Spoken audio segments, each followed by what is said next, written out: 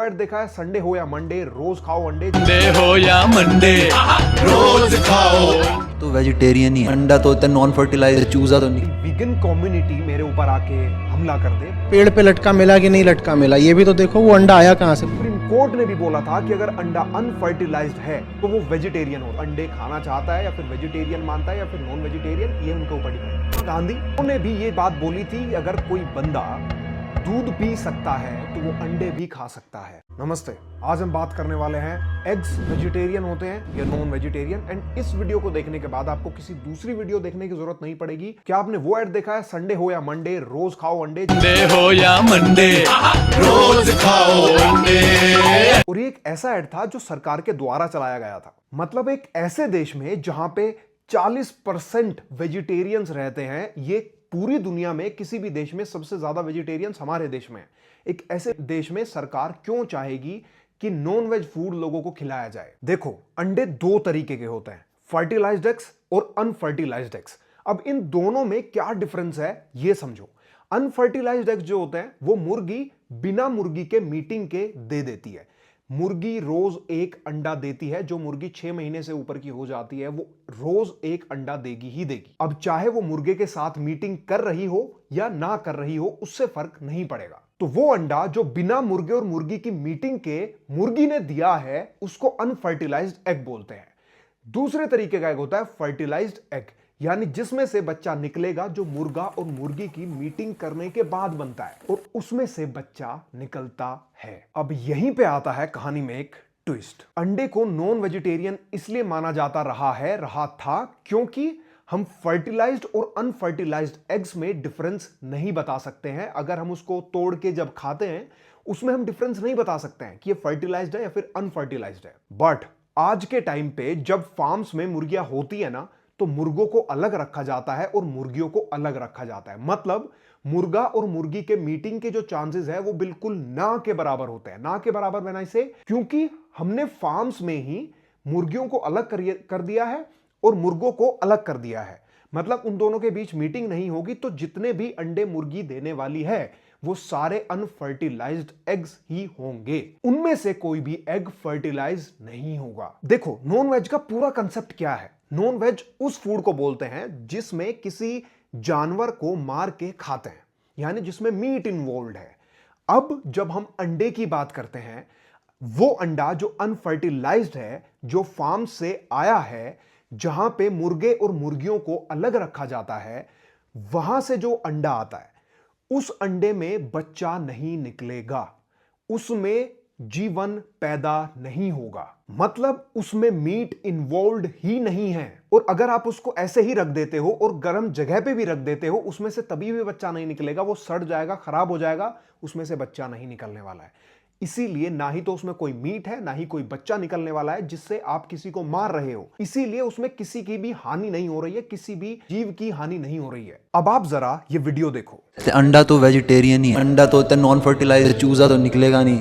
बात ये थोड़ी है कि वो पेड़ पे लटका मिला कि नहीं लटका मिला, ये भी तो देखो वो अंडा आया कहाँ से। मुर्गी स्वेच्छा से आकर के तुम्हारी गोद में अंडा डाल गई थी। मुर्गे के हाथ नहीं लगने दूंगी, वो फर्टिलाइज कर देगा। साहब आप ले लो और खा जाओ। मुर्गा बड़ा लफंगा है, उसको अंडा मिला नहीं कि खट से काम कर देता है। मुर्गे को मिले अंडा, इससे अच्छा आप ऑमलेट बना लो उसका। ये लोग जो बातें करते हैं, इन्होंने जिंदगी में कभी कोई पोल्ट्री फार्म देखा है या बस हवाई मारते रहते हैं? इन्हें पता भी है कितनी यातना, कितना दर्द, कितनी क्रूरता बर्दाश्त करती हैं मुर्गियां ताकि तुम्हें अंडा मिल सके। एक मादा है, वो एक मादा से उसका अंडा निकलवाया जा रहा है जबरदस्ती, ताकि तुम्हारे यहाँ मुनाफाखोर गा सकें कि संडे हो या मंडे रोज खाओ अंडे। ये बात ही अपने आप में कितनी भद्दी नहीं है? अब शायद सारी वीगन कम्युनिटी मेरे ऊपर आके हमला कर दे, बट जो सच है, जो सही है, वो मैं बोलूंगा नो मैटर व्हाट। जब हम बात करते हैं कि मुर्गियों के साथ क्या किया जा रहा है फार्म्स में, और मुर्गी अंडा दे रही है, वो अनफर्टिलाइज्ड है या फिर फर्टिलाइज्ड, ये दोनों बिल्कुल डिफरेंट टॉपिक्स है। एक पॉइंट को दूसरे से मिला के रॉन्ग प्रूव करना, वो बात गलत है। क्योंकि अगर आप किसी पॉइंट को उसी के तर्क पे प्रूव गलत नहीं कर सकते हो तो मतलब वो पॉइंट सही है, सिंपल है। लेकिन ये दोनों अलग अलग चीजें हैं, ये दोनों अलग अलग टॉपिक है। जो फार्म्स में प्रैक्टिस हो रही है ऑन डेली बेसिस, जो प्रैक्टिसेस फार्म्स में की जाती है, उन पे अगर रेगुलेटरी बॉडी आ जाए तो वो प्रैक्टिसेस रुक सकती है। वहां पे जो मुर्गियों के साथ प्रॉब्लम्स हो रही है, जो यातना वो झेल रही है, जैसा हमारे सर ने बोला है, वो बेटर की जा सकती है।